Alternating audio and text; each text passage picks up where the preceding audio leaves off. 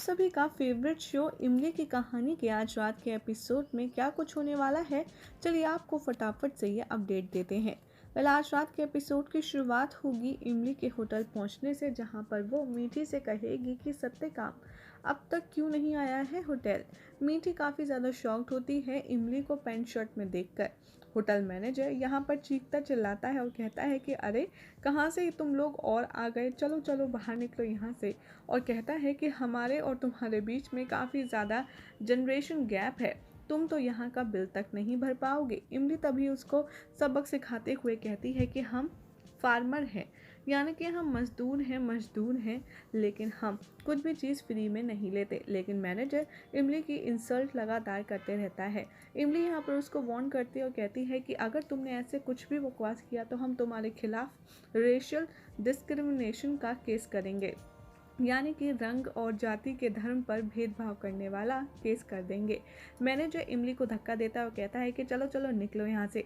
And मौके पर आदित्य आकर के इमली को पकड़ लेता है और उस मैनेजर का कॉलर पकड़ता है गुस्से में और उसे जमकर सबक सिखाता है। मैनेजर कहता है कि ये सब इलीगल है। आदित्य कहता है कि अच्छा, और जो तुम सब कर रहे थे गाँव वालों के साथ वो इलीगल नहीं है। और यहाँ पर आपको नजर आएगी आदित्य की एक लंबे चौड़ी स्पीच, जो फार्मरों के सेक्रीफाइस को लेकर के आदित्य उसको रियलाइज करवाएगा। आगे चल के मैनेजर को कहेगा आदित्य कि मैंने इस होटल में एक टेबल बुक की है और ये एक बड़ी टेबल है, फैमिली टेबल, और यहाँ पर हम बैठेंगे। विलेजर्स बहुत ही ज़्यादा खुशी खुशी यहाँ बैठ जाते हैं और अपनी अपनी चेयर पर वो लोग टेबल पर बैठ जाते हैं। आदित्य यहाँ पर चेयर इमली के लिए खींचेगा, जिसे देखकर बिंदिया दिखाएगी मीठी को, कहेगी कि जमाई बाबू कितना प्यार करते हैं ना इमली से। देव इसको सुन लेगा और सोचेगा कि पगडंडिया जो है वो बहुत ही ज़्यादा नज़दीक है, और इमली का रिएक्शन क्या होगा जब उसको ये पता चलेगा कि उसका पिता कोई और नहीं बल्कि मैं हूँ। क्या इमली कहेगी मुझसे और क्या मीठी कहेगी? वो ये सब सोच ही रहा होता है कि क्या वो लोग मुझे माफ़ करेंगे या नहीं करेंगे, और वो काफ़ी ज़्यादा फील करता है बातें जो उसने पास्ट में की होती हैं। उधर दिखाया जाएगा कि गाँव वाले फोर्क और इस नाइफ से खाने की कोशिश करेंगे, जैसे कि होटल में बैठे बाकी के कस्टमर्स खा रहे होंगे। आदित्य देखता है कि इनको फोर्क और नाइफ से खाना नहीं आ रहा है, इसीलिए उन लोगों को एम्बेरसमेंट से बचाने के लिए वो खुद हाथ से खाना शुरू कर देता है। बिंदिया पूछती है कि आप हाथ से क्यों खा रहे हैं? आदित्य कहता है कि जब तक मैं हाथ से खाना ना खा लूँ तब तक मेरा पेट नहीं भरता। मीठी कहती है कि सत्यकाम अब तक क्यों नहीं आया है, प्रकाश भी नहीं आया है। सत्यकाम से कहती है वो ये कि प्रकाश अब तक क्यों नहीं आया है। सत्यकाम अंदर जाता है, कॉल करता है और मीठी भी उसके साथ जाती है। आदि पूछता है कि क्या ये दोनों एक दूसरे के साथ ही रहते हैं, तो दुलारी यहाँ पर कमेंट करती है और कहती है कि हाँ, ये दोनों हमेशा एक दूसरे के साथ ही जाते हैं, पता नहीं ये क्या करते हैं। इमली तभी यहाँ पर अपने हस्बैंड की मिमिक करती है और उन दोनों में क्यूट सी शरारत आपको देखने के लिए मिलेगी। तभी दिखाया जाएगा कि सत्यकाम प्रकाश को कॉल करता है। मीठी कहती है कि आदित्य सत्यकाम को पसंद नहीं करता क्योंकि वो जेलस है, और यहाँ पर मुझे ये भी फील होता है कि प्रकाश इमली को पसंद करता है, इसीलिए उसे उससे प्रॉब्लम है। सत्यकाम कहता है कि नहीं, ऐसा तो कुछ भी नहीं है। प्रकाश का प्यार इमली के लिए पहले था, लेकिन अब तो उन दोनों की शादी हो गई है, मतलब इमली की शादी हो गई आदित्य से, तो अब तो कोई दिक्कत होगी नहीं। लेकिन तभी वो कहती है कि तुम ऐसा क्यों कह रहे हो?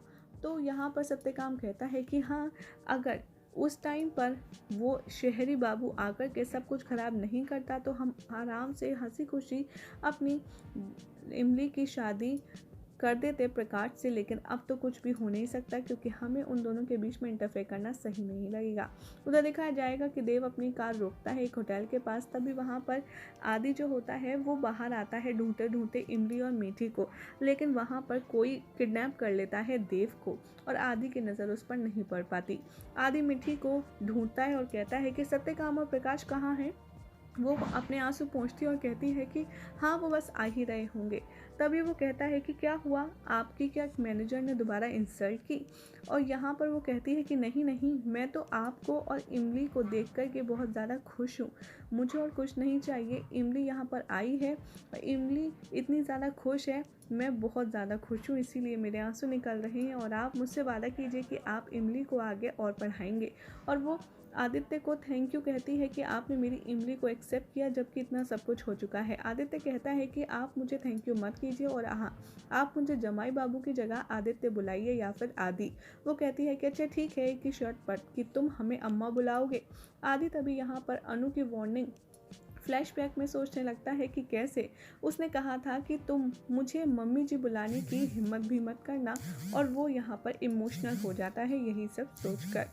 तभी दिखाया जाएगा कि होटल में जो गांव वाले बैठकर टेबल पर खाना खा रहे होते हैं उनके सामने फिंगर बाउल आती है और वो इमली से पूछते हैं कि तुम तो रेस्टोरेंट आदि के साथ पहले भी गई होंगी बहुत बार, तो बताओ आखिर ये है क्या।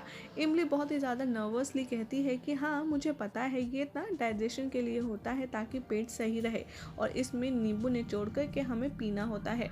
जैसे ये सब गाँव वाले करने वाले होते हैं, आदि उनको रोकता है और कहता है कि ये सब क्या कर रहे हैं। तो यहाँ पर वो कहते हैं कि हाँ हम ना नींबू पानी पी रहे हैं डाइजेशन के लिए, जैसे कि शहर के लोग पीते हैं और ऐसा हमें इमली ने बताया है।